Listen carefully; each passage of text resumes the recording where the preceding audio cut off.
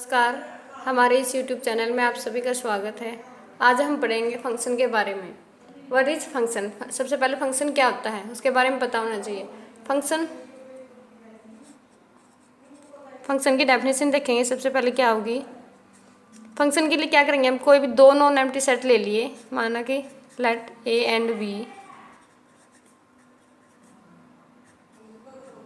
B two non empty set.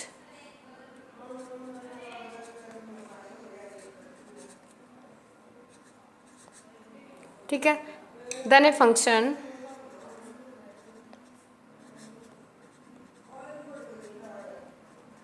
F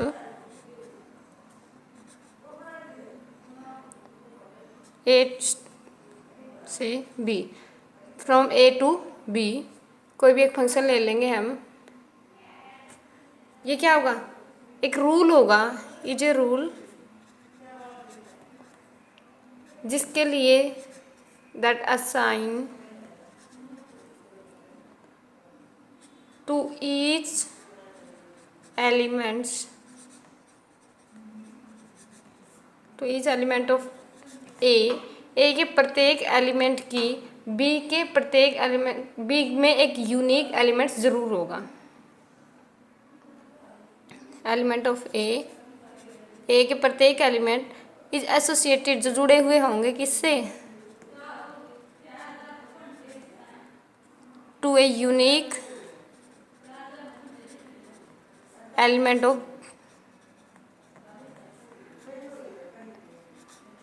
B. Function क्या होता है, फंक्शन के लिए क्या करेंगे हम, कोई भी दो नॉन एम्प्टी सेट ले लेंगे। जो फंक्शन होगा हमारा वो ए से बी के अंदर, माना कि हमने ए और बी दो नॉन एम्प्टी सेट ले लिए। जो फंक्शन है वो हमारा कहाँ से कहाँ है, ए से बी के अंदर। इसके अंदर क्या होगा, इसके प्रत्येक एलिमेंट की बी में एक यूनिक एलिमेंट से क्या होगा, वो एसोसिएट होगा, जुड़ा हुआ होगा बी के किसी भी एक यूनिक एलिमेंट्स के साथ। ठीक है, अब इनको ना हम एक ग्राफ के द्वारा देखेंगे कि कैसे होते हैं फंक्शन के, कौन सा ग्राफ ये फंक्शन बन रहा है या नहीं बन रहा। ठीक है, सबसे पहले हमने कोई एग्जांपल लिया,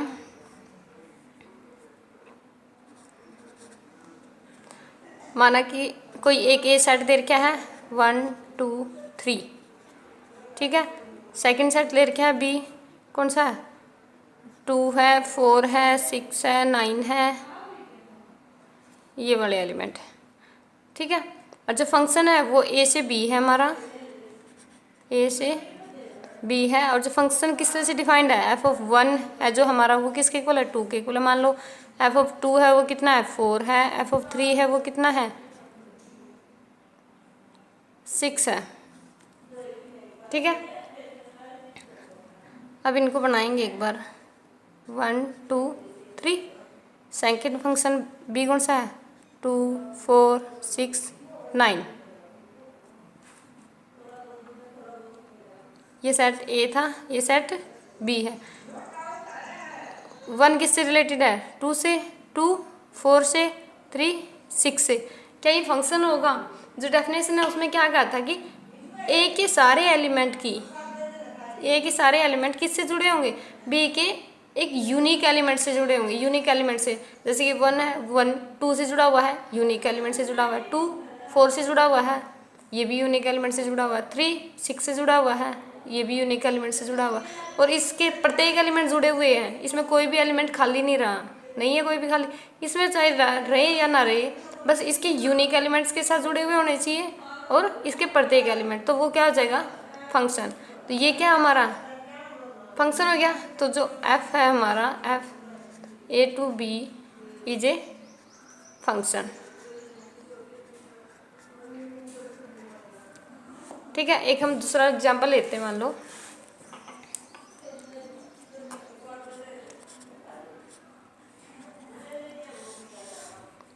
इसमें एलिमेंट मान लो ए बी सी। सेकेंड ले लिया, मान लो 1 2 3 4। ठीक है, ये इससे जुड़ा हुआ है, ये सेट ए है, मान लो ये सेट बी है, ये फंक्शन यहाँ पे। ठीक है, जो ए एलिमेंट था हमारा वो 1 से जुड़ा हुआ है, बी एलिमेंट है वो किससे जुड़ा हुआ है, 2 से, बस इतना ही दे रखा है। मान लो क्या ये फंक्शन होगा या नहीं होगा? फंक्शन के लिए क्या चाहिए? ए के प्रत्येक एलिमेंट की इसके अंदर क्या होनी चाहिए? इमेज होनी चाहिए। इसके यूनिक एलिमेंट से क्या होना चाहिए? जुड़ा हुआ होना चाहिए। लेकिन यहाँ पे क्या है? एक सी एलिमेंट ऐसा है जिसकी कोई भी किसी भी बी सेट के किसी भी एलिमेंट से एसोसिएट नहीं है, ये जुड़ा हुआ नहीं है, इसकी कोई भी इमेज नहीं है, इसलिए ये क्या नहीं होगा? This is not a function. जो एफ है हमारा A to B is not a function. ठीक है, एक थर्ड और एग्जांपल लेते हैं।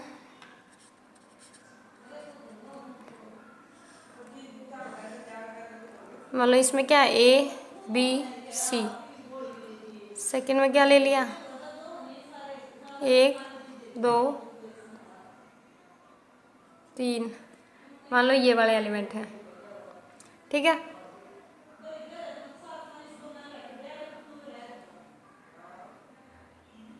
एक और ले लेते हैं इसके अंदर। मान लो एक 4 है। ठीक है, ए 1 से जुड़ा हुआ है, बी की मान लो 2 वैल्यू दे रखी इसने, एक 2 है एक 4 है। बी 2 से भी जुड़ा हुआ है और 4 से भी जुड़ा हुआ है। सी 3 से जुड़ा हुआ है। ठीक है, ये सेट ए है हमारा, ये सेट बी है और ये फंक्शन है। डेफिनेशन क्या होगी फंक्शन की? दोनों एम्प्टी सेट है।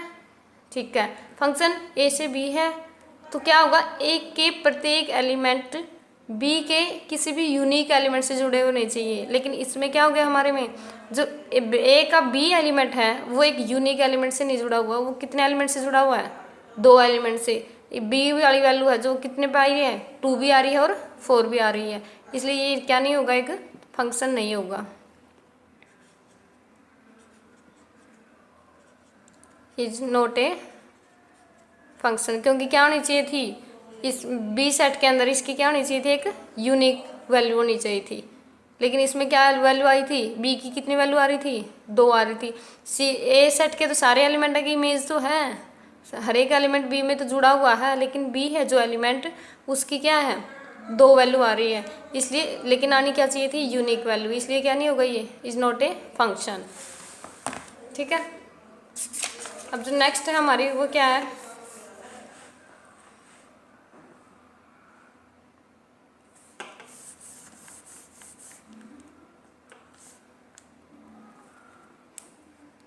एक और चेक करते हैं क्या वो फंक्शन होगा या नहीं होगा।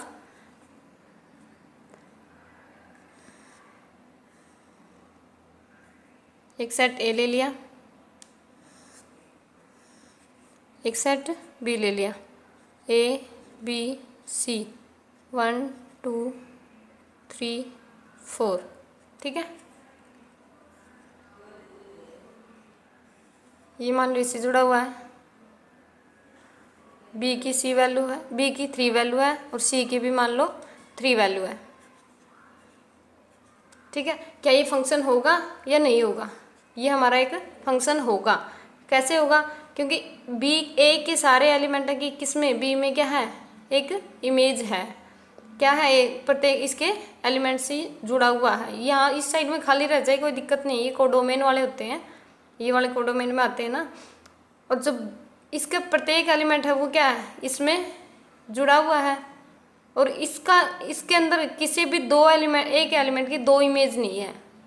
ठीक है, एक हो सकती है, 2 एलिमेंटों की एक इमेज बन सकती है, लेकिन एक एलिमेंट की 2 इमेज नहीं बन सकती। ठीक है, ये क्या हुआ? जो फंक्शन है हमारा A to B is a function. ठीक है, अब मान लो कुछ अलजेब्रिक रियल फंक्शन दे रखे हैं हमारे।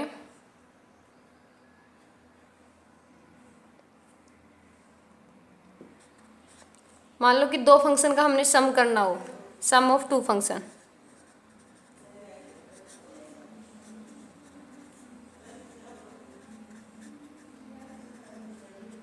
सम ऑफ 2 फंक्शन, उसमें क्या करेंगे? 2 फंक्शन ले लेंगे। एक एफ फंक्शन ले लिया, एक्स से कोई भी मान लो रियल नंबर में ले लिया, एक फंक्शन g ले लिया, वो भी कहाँ से, x से r के अंदर। तो सम करेंगे तो उसका क्या होगा, f प्लस जी जो फंक्शन बनेगा वो भी कहाँ से कहाँ आएगा, हमारा x टू r के अंदर। इनको कैसे लिख सकते हैं, मान लो f प्लस जी फंक्शन है x, इसको कैसे लिख सकते हैं हम, f of x plus g of x for all value of x belongs to capital X। जो x है ये हमारा, ये किससे बिलोंग करेगा, हमारा डोमेन में। एक चीज़ और रहेगी, जो हमारी डोमेन होती है, डोमेन कौन सी होती है,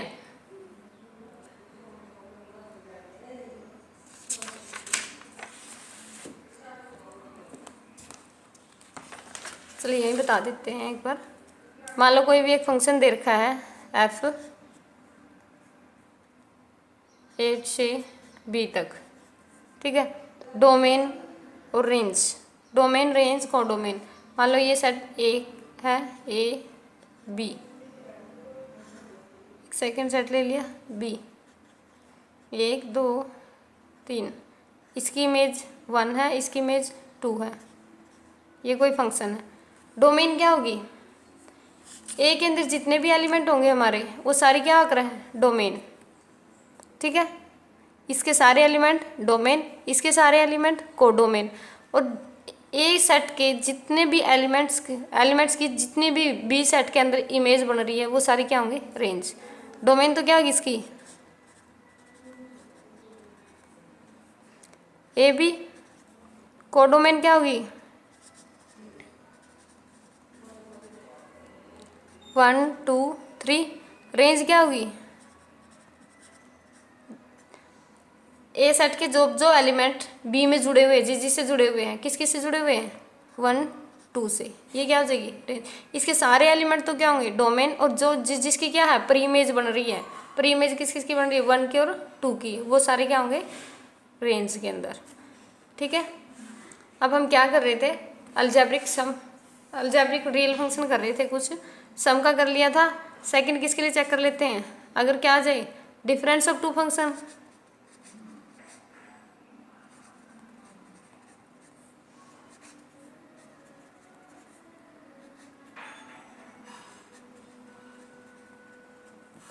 डिफरेंस ऑफ टू फंक्शन में भी सेम कैसे करेंगे, कोई भी दो नॉन एम्प्टी फंक्शन ले लेंगे, एफ एक्स से आर के अंदर, सेकंड ले लिया मान लो जी एक्स टू आर। जो डिफरेंस होगा फंक्शन का एफ माइनस जी, वो भी कहाँ से कहाँ तक होगा, एक्स टू आर। ये सारी क्या है, डोमेन, ये क्या है इसकी को डोमेन, और जिससे ये इमेज बनेगी वो क्या हो जाएंगी, रेंज। इसको हम कैसे भी लिख सकते हैं, f of g x, f of x minus f of g x, ठीक है। थर्ड मान लो कौन सा है, मल्टीप्लिकेशन के लिए लिख लेते हैं,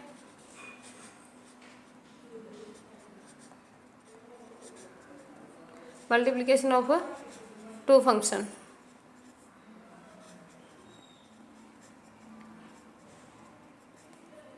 इसमें क्या होगा, इसमें भी सेम ऐसे ही दो फंक्शन लेंगे, non empty function f, second g, जो इसकी रेंज है वो कहाँ से कहाँ तक है, जो ये फंक्शन है वो कहाँ से कहाँ तक है, एक्स से लेकर रियल नंबर आर तक। Multiplication of two function f of g, इसकी भी जो फंक्शन होगा वो कहाँ से कहाँ तक होगा, x to r, g x ऐसे दे रखा हो मान लो, उनको अलग अलग लिख सकते हैं हम, f of x into g of x. Fourth किसके लिए,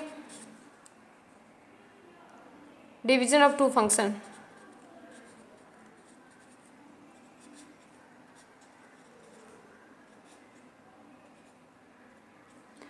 सेम वही करेंगे, दो फंक्शन ले लेंगे, एक एक्स से आर है, second g function x to r है, और जो डिवाइड करेंगे इनको हम एफ बाई जी, ये जो फंक्शन आएगा ये कहाँ से कहाँ तक आएगा, एक्स टू आर तक, ठीक है।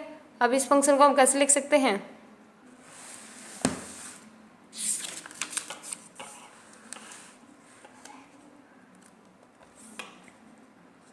मान लो कि ये फंक्शन ऐसे दिया हुआ है, इसको भी कैसे लिख सकते हैं, अलग अलग लिख सकते हैं, f of x by g of x for all value of x belongs to capital x. जो एक्स होगा हमारा वो किससे बिलोंग करेगा, कैपिटल एक्स से। नेक्स्ट क्या होगा, अगर हमारा कोई स्केलर मल्टीप्लाई हो रहा हो किसी भी फंक्शन के साथ,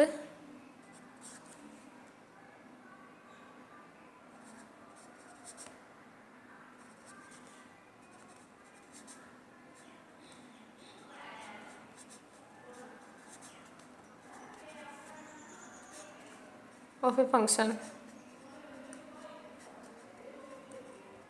scalar multiplication of a function क्या होगा,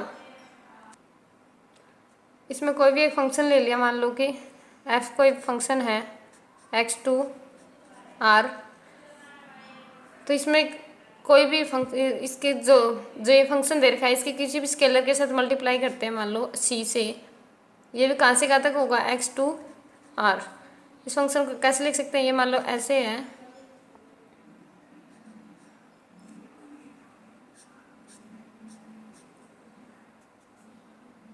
सी जो स्केलर मल्टीप्लाई हुआ है उसको क्या कर लेंगे, आगे लिख लेंगे, और x किसके साथ जाएगा, फंक्शन f के साथ, for all value of x belongs to capital x। ठीक है, नेक्स्ट है रेसिप्रोकल। अगर मान लो फंक्शन को रेसिप्रोकल में उल्टा करके लिखना हो हमने, तो उसको कैसे लिखेंगे, रेसिप्रोकल फंक्शन कैसे होगा,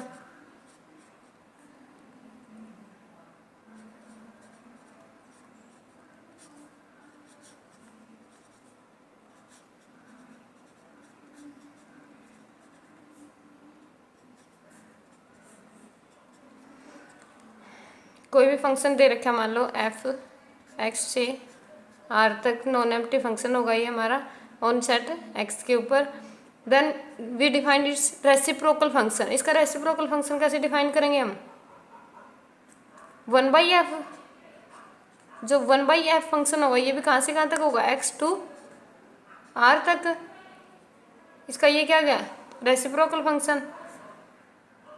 बाय द रूल इसको कैसे लिख सकते हैं, 1/f, मान लो ऐसे दे रखा है ये x इज इक्वल टू, कैसे लिख सकते हैं, 1/f of x for all value of x belongs to capital x। ठीक है, अब जो नेक्स्ट फंक्शन है हमारे exponential function and logarithm function. अब पढ़ेंगे हम एक्सपोनेंशियल फंक्शन और लॉगरिथम फंक्शन के बारे में। सबसे पहले किसके बारे में पढ़ेंगे, exponential function.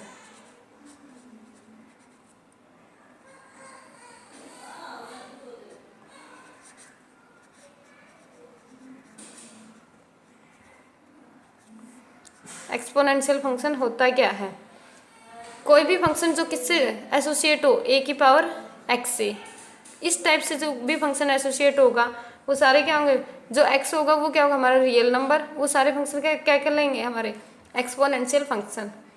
The function which is associated by a की power x for all value of x, x belongs to real number. ठीक है, for all x belongs to real number. इस तरह के फंक्शन किस तरह डिफाइंड होंगे आप हमारे, ए Y is equal to a की पावर एक्स से, जो ऐसे फंक्शन होंगे वो सारे क्या होंगे exponential function.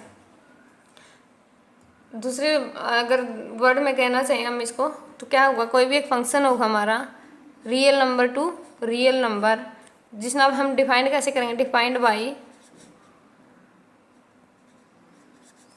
Y is equal to a की पावर एक्स। ठीक है, वाई लिख लो या फिर f of x is equal to a की पावर एक्स। ठीक है, और जिसके अंदर जो ये हमारा ए होगा ये क्या होगा हमेशा ग्रेटर देन 0, और इसकी वैल्यू होगी वो कभी भी 1 के इक्वल नहीं होगी। ठीक है, इसका जो एक्सपोनेंशियल फंक्शन होता है हमारा उसका ग्राफ कैसे होता है,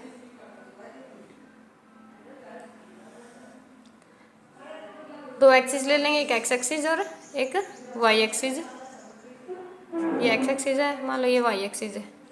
ठीक है, इसका जो ग्राफ होगा वो क्या होगा, पीछे हमने ग्राफ पढ़े थे, इसका जो ग्राफ हो कैसे बनता है हमारा,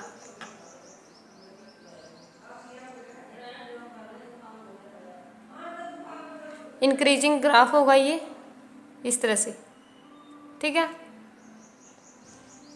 ये क्या कौन सा है, y इक्वल टू ए की पावर x के लिए, और जो ये वैल्यू है ये क्या है, x एक्सिस यहाँ पे 0 होगी और y की वैल्यू कितनी होगी 1, ठीक है।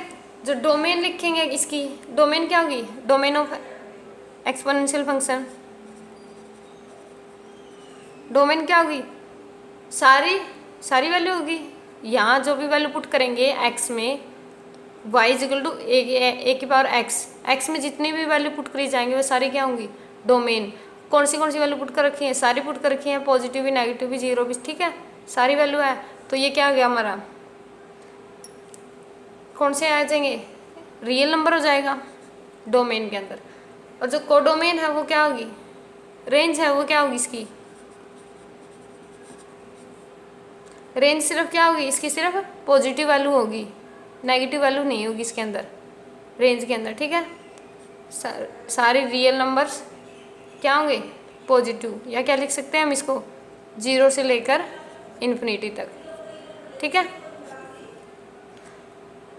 जो रेंज है उसके अंदर कौन सी वैल्यू अटेंड करेगा, ये कौन सी वैल्यू लेके चलेगा, सिर्फ पॉजिटिव वैल्यू। और जो ये ग्राफ है ये कैसा ग्राफ बनेगा हमारा, लेफ्ट टू राइट, कैसे मूव कर रहा है ये, लेफ्ट से लेकर राइट तक, move from left to right, ठीक है। कैसा ग्राफ है ये, इंक्रीजिंग ग्राफ है, ऊपर की तरफ बढ़ रहा है ना,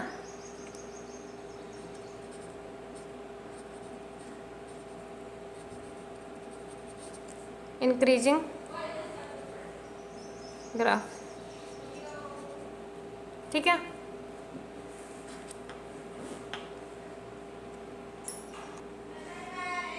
अब इसके अंदर ना दो टाइप से इसकी वैल्यू ले सकते हैं हम, जैसे कि इसकी वैल्यू कैसे ले रहे थे हम, a greater than 0, a is not equal to 1 होना चाहिए।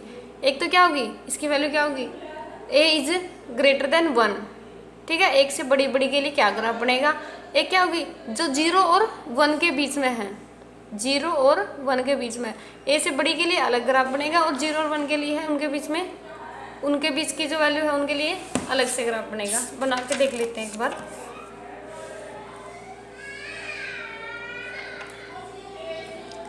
केस फर्स्ट है, मान लो कि 1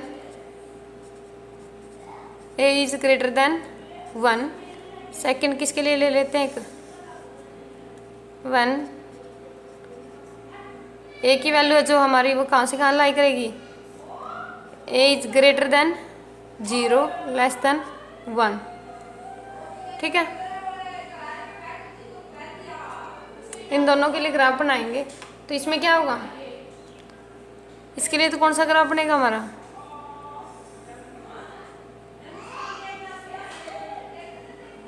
जो ये वाला ग्राफ था 0 1, a की वैल्यू 1 से बड़ी है, ये ऐसे जाएगा ऊपर की तरफ, ठीक है।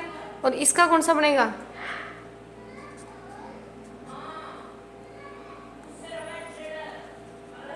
ax, और जो a है a की वैल्यू क्या है ग्रेटर देन 1 के लिए, इसमें कौन सी आएंगी,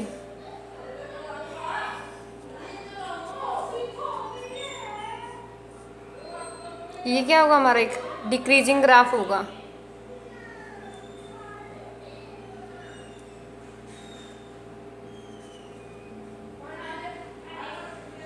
और जो a की वैल्यू किससे किसके बीच में है, 0 और 1 के बीच में लाई करेगी, ठीक है। ये कैसा ग्राफ है, इंक्रीजिंग ग्राफ,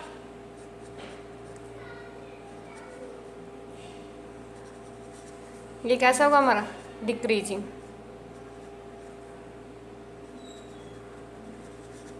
इसमें जो फंक्शन होगा, फंक्शन की कौन कौन सी वैल्यू आ जाएगी, एक तो क्या आएगी जब x लेस देन 0 लेंगे, x की वैल्यू लेस देन 0 नेगेटिव में लेंगे तो इसकी वैल्यू क्या होगी, x लेस देन 0, तो जो x फंक्शन है वो भी क्या आएगा हमारा, मान लो कि इसमें लिया है हमने लेस देन 0, तो y is equal to a की पावर मान लो -1 ले ली, तो इसकी y इज इक्वल टू कितना आएगा 1/a, उसकी वैल्यू a 1 से क्या होगी छोटी, is less than 1, x is equal to 0, 0 के इक्वल लेके चलेंगे तो इसकी वैल्यू क्या आएगी 1 इक्वल टू 1। यहाँ इसमें वैल्यू पुट कर करके देखते हैं हम। एक्स लेस देन 0 लिया तो क्या होगा, ये यहाँ करके दिखा देती हूँ। मान लो x is equal to y is equal to a x है, x लेस देन 1 लेंगे, 0 x लेस देन 0 लेवा, मान लो कि -1 ले लिया तो y is equal to a की पावर -1, तो ये क्या है 1/a। जो ए y की वैल्यू आई है वो क्या आ रही है हमारी 1 से छोटी, ठीक है। सेकंड ले लेते हैं, मान लो y is equal to a की x में x इज इक्वल टू 0, ए की पावर 0, किसी की भी पावर 0 उसकी वैल्यू हमेशा क्या होती है 1, तो y इज इक्वल टू क्या गया 1, यही लिखिए, ये लेस देन 1, ये लेस देन इक्वल टू 1। अब क्या ले लेते हैं y is equal to a की पावर x में मान लो कि ग्रेटर देन 1 लेते हैं, ग्रेटर देन 0 लेते हैं, x इज ग्रेटर देन 0, मान लो कितनी ले ली वैल्यू हमने 2 ले ली, ए स्क्वेयर, तो इसकी वैल्यू हमेशा क्या आएगी 1 से बड़ी, इसकी कोई भी वैल्यू चाहे 1 भी होगी तो भी इससे क्या आएगी हमेशा बड़ी ही आएगी। 2 लेंगे 3 लेंगे कोई भी वैल्यू लेते हैं तो 1 से क्या आएगी ग्रेटर देन 1, ये बनेगी इसकी सारी वैल्यू, ठीक है। अब किसके लिए चेक करेंगे, जो सेकंड वाला था 0 और 1 के बीच में थी जो वैल्यू,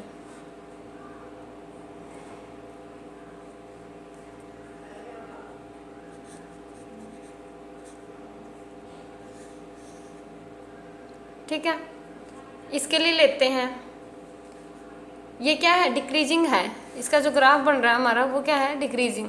मान लो इसकी वैल्यू क्या लेते हैं लेस देन 0, 0 से छोटी, तो इसका जो वैल्यू आ रही है वो क्या आ रही है 1 से बड़ी, ग्राफ में भी देख सकते हैं हम, जो इसकी वैल्यू आ रही है वो कैसी आ रही है 1 से बड़ी।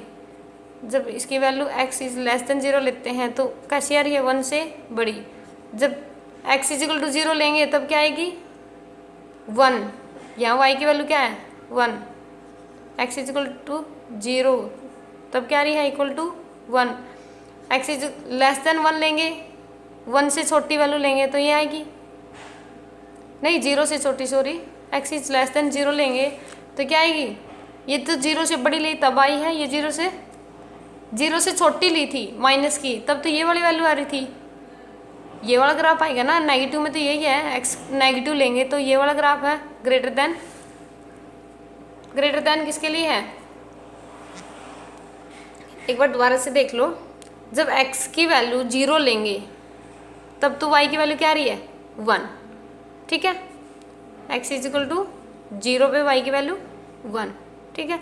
x इज लेस देन 0 ले रहे हैं, x इज लेस देन 0 मतलब क्या है नेगेटिव वैल्यू, x की नेगेटिव वैल्यू कहाँ है इस ग्राफ में, इसमें इस साइड है ना, तो इस साइड जो y की वैल्यू वो क्या है ग्रेटर देन 1, ग्राफ से ही पता चल रहा है क्योंकि इसकी 1 वैल्यू यहाँ ऊपर जाएंगे तो सारी क्या होंगी बड़ी वैल्यू आ रही है ना, जैसे इस साइड ये जाएंगे ऊपर तो ये सारी क्या आ रही है 1 से बड़ी। अब जब x की वैल्यू लेस देन 0 ले रहे हैं तब तो क्या आएगी y की वैल्यू बड़ी, अब x की वैल्यू 0 से बड़ी लेते हैं, मान लो 1 2 3 4 5 6 ये वाली वैल्यू लेते हैं तो y की वैल्यू कैसी आ रही है 1 से, क्योंकि 1 यहाँ पे हमारा 1 से ये सारी क्या आ रही है, सारी क्या आएंगी 1 से छोटी, तो जो x की value less than greater than 0 लेंगे, यहाँ ग्रेटर देन है सॉरी, ग्रेटर देन 0 लेंगे तो जो y की वैल्यू है वो कैसी आएगी लेस देन 1, ठीक है। ये हो गया इसका ग्राफ, ये हो गया इसके लिए जो वैल्यू है फंक्शन की इस तरह से डिफाइंड हो जाएगी। अब जो नेक्स्ट फंक्शन है वो क्या है हमारा लॉगरिथम फंक्शन।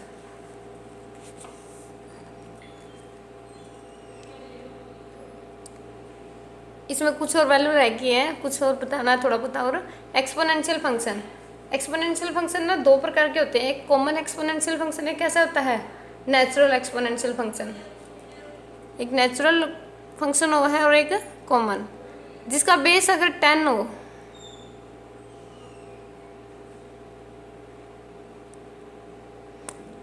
जिस भी एक्सपोनेंशियल फंक्शन का बेस 10 हो वो क्या होंगे कॉमन एक्सपोनेंशियल फंक्शन, ठीक है। और जिसका बेस ई होगा वो क्या होंगे नेचुरल एक्सपोनेंशियल फंक्शन, ठीक है। और जो हमारा ये नेचुरल एक्सपोनेंशियल फंक्शन होता है इसकी वैल्यू हमेशा ना 2 और 3 के बीच में लाई करती है, ठीक है। यही था एक्सपोनेंशियल फंक्शन के